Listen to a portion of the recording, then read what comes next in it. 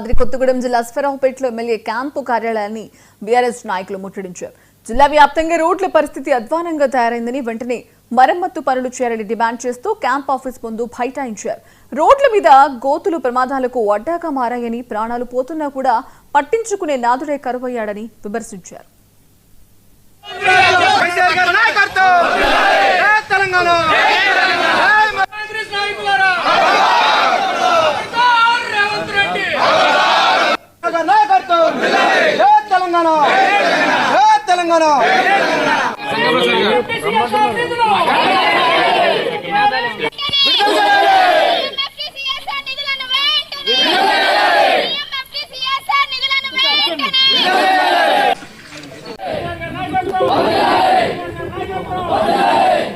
మన కేసీఆర్ గారు ఈ జిల్లాకి అన్ని రకాలుగా మరి రహదారులు ఏంటి, ప్రాజెక్టులు ఏంటి, సీతారామ ప్రాజెక్టులు ఏంటి, అన్ని రకాలుగా రోడ్లు ఏంటి, మరి అన్ని అసరాపేట నియోజకవర్గంలో అయితే అసరాపేట నియోజకవర్గంలో సెంట్రల్ లైటింగ్ ఏంటి, వద్దపడకల హాస్పిటల్ ఏంటి, డిగ్రీ కాలేజీ ఏంటి, అన్ని రకాలుగా రోడ్లు, సీసీ రోడ్లు కానీ అన్ని గ్రామాల్లో ఏర్పాటు చేస్తారు.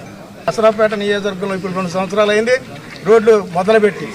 ఇంతవరకు ఏ ఒక్క రోడ్డు కూడా పూర్తి చేయలేదు. దాని మీద ప్రజలు ఎంత ఇబ్బంది పడుతున్నారంటే గవర్నమెంట్కు తెలుసు, మరి ఎందుకు చేయట్లేదు. కాబట్టి ప్రభుత్వాన్ని మనం హెచ్చరిస్తున్నాం, ప్రజలకి న్యాయం చేయండి.